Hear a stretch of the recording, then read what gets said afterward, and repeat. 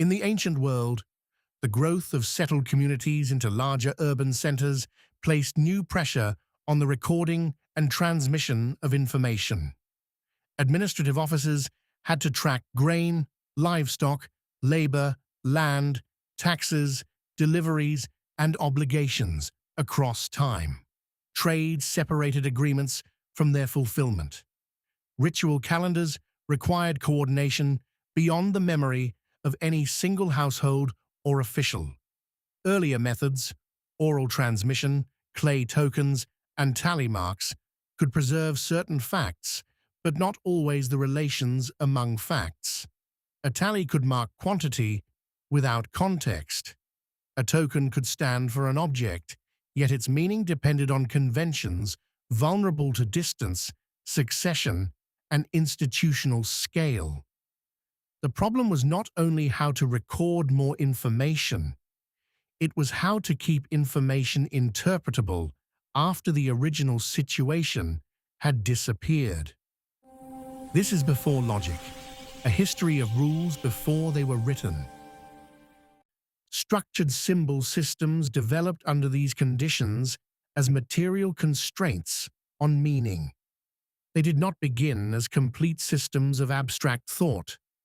They emerged from practical requirements: counting, identifying, classifying, assigning, storing, and retrieving. A mark became useful when it could be placed inside a stable pattern of interpretation. The earlier signs occupied an intermediate position between object, number, image, and rule. They allowed information to persist outside speech and memory by narrowing what a sign could mean, where it could appear, and how it could be read. One of the earliest and best documented traditions is Proto-cuneiform, which appeared in southern Mesopotamia around Uruk in the late 4th millennium BCE. Its development was closely connected to older accounting practices that used small clay tokens to represent quantities of produce, animals, and textiles. In some contexts, tokens were enclosed inside clay envelopes with exterior impressions indicating their contents. Over time, related practices shifted towards stylized markings made directly on clay tablets. The tablet did not simply replace the token. Information could now be arranged on a surface, grouped, repeated, compared, and preserved for later inspection. In its earliest phases, Proto-cuneiform was not writing in the later literary sense. Many signs referred to commodities, quantities, offices, institutions, or administrative categories rather than continuous speech. Numerical systems varied according to the object being counted, and sign combinations often depended on conventions that remained partly understood.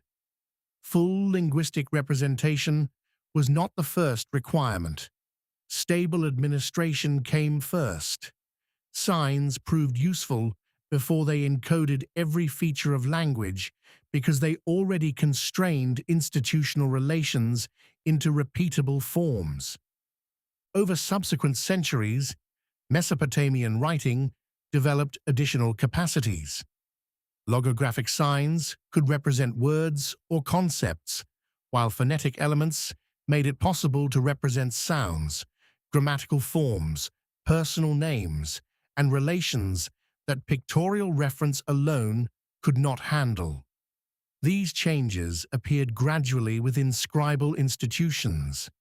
The result was a system capable of supporting inventories, contracts, legal formulas, inscriptions, observations, technical texts, mathematical procedures, and ritual instructions. A roughly contemporaneous but independent development occurred in the Nile Valley. Egyptian hieroglyphic writing combined pictorial signs, phonetic values, and semantic determinatives. A visible form could suggest an object, indicate sound, or clarify the category of a word. Hieratic writing served records and correspondence, while monumental hieroglyphs served royal, funerary, and ritual settings. Egyptian writing formed a structured system that could stabilize meaning across materials, scales, and contexts. In Mesopotamian city-states, cuneiform supported archives that could be consulted across generations. Records made obligations durable. They allowed claims to survive the absence, death, or replacement of the individuals involved. They also made procedures more repeatable, because a transaction or allocation could be checked against earlier records. In Egypt, writing supported agricultural management, labor organization, property arrangements, legal forms, and ritual continuity. In both regions, symbols gave institutions a way to act through stored information rather than immediate presence. This did not remove ambiguity. It relocated it. Oral exchange had depended on memory, status, situation, and social recognition. Written signs introduced stability, but they also required training, standardization, and control over interpretation. A tablet or inscription could persist, yet it did not read itself. Its authority depended on scribal practice, institutional trust, and conventions shared by those who interpreted it. Early writing created new boundaries as well as new capacities.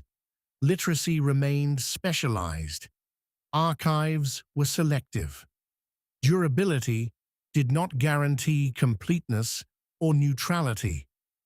Scholarly research into the early development of these systems remains active.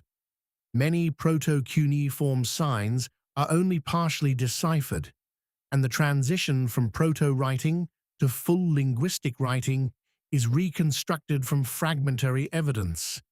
Economic pressures from taxation, redistribution, labor management, and exchange clearly played an important role, but ritual obligations, commemorative practices, political authority, and institutional continuity also shaped the development. The evidence points to incremental, regionally distinct adaptation rather than a single dramatic invention. The decisive shift was not simply from speech to writing or from image to sign. It was from context-dependent recognition to rule-governed interpretation. Symbols became powerful because they limited meaning in repeatable ways. A sign could belong to an inventory, a contract, a royal formula, a ritual sequence, or a mathematical procedure. Its force came from its position inside a system. Encoding structure meant that meaning could be separated from the moment of utterance and made available for later use, correction, comparison, and transmission. The same durability that made symbolic systems useful also exposed them to a different problem. Once information was fixed in material form, it could be broken, lost, copied incorrectly, stored without context, or preserved after its original conventions had weakened. In the next episode, we will examine information decay in ancient knowledge systems,